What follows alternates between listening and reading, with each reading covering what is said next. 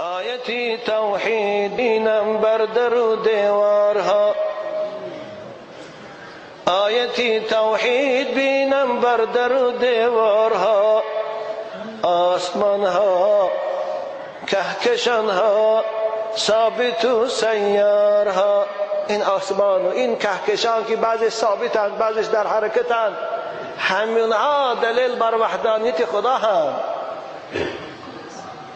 شاهدان بر وجود خالق یکتای خویش، شاهدان بر وجود خالق یکتای خویش، بحر و برها درها دریاچه ها کوهسارها. بحر ببین با اون عظمتی کلانیش، اون دشته ها و بیابان ها رو ببین با اون فراخیش، این دره ها رو ببین بیناشان راه شده است، میریم زندگی ما پیش میبریم. اون دریاچه ها رو ببین و یاره کی ساخت. شاهدان بر وجود خالق یکتای خویش، بحر و برها درها دریاچه ها کوهسارها. رو به بستان تا گواهی بر وجود حق دهند. یک بار باغ رو تماشا کن، یک بار باغ مدنیت رو، یک بار باغ پارک عینی و سامانی رو تماشا کن. چشت کشا ای فاسقی بدبخت، ای منکر خدا و پیغمبر. رو به بستان تا گواهی بر وجود حق دهند، بیدها گلها علفها سرو و اسپیدارها.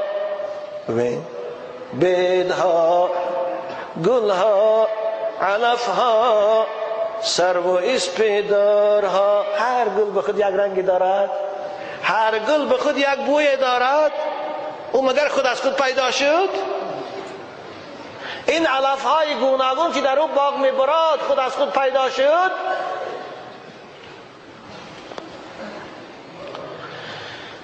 چیست این زیبایی اندر فصل زیبایی بهار؟ چیست این زیبایی اندر فصل زیبایی بهار؟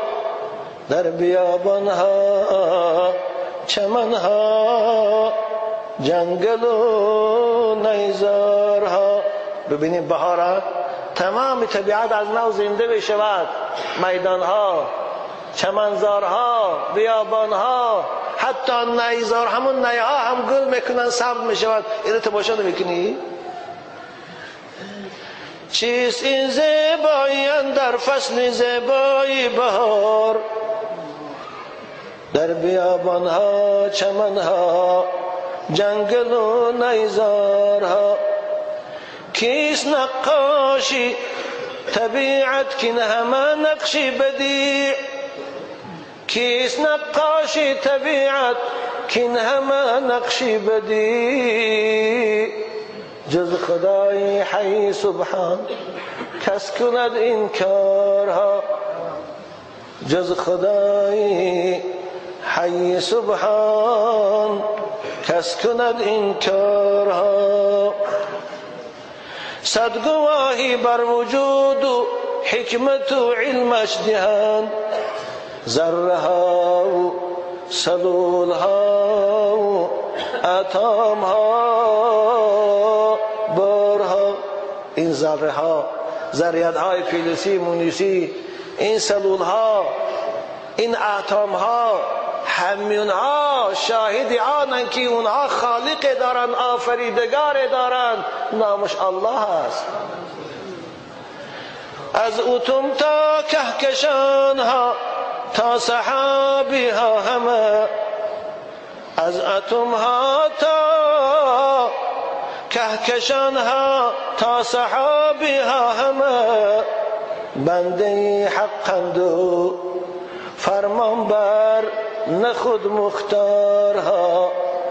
بنده حقند و فرمان بر نخود مختارها. همینها خدمت خدا رو میکنند، همینها فرمان بردار امر خدا هستند. یا الله، اگر خداوند این اکسیژنی که در بین زمین و آسمان برای حیات موندن من و شما آماده کرده است، این اکسیژن از فضا نابود کند، این اوباما پادشاهی کرده میتواند؟ این جاردا براون پادشاهی کرده میتواند؟ نمیتواند. والله انشاءالله اینا طغیانشان زائد شود، یا روز خدا او اکسیژن از هوا میگیرد.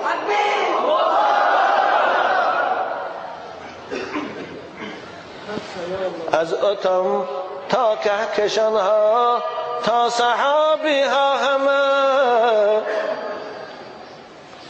بنده حقند و فرمانبر نه خود مختارها، نه خود مختار نیستند، فرمانبر خدا هستند.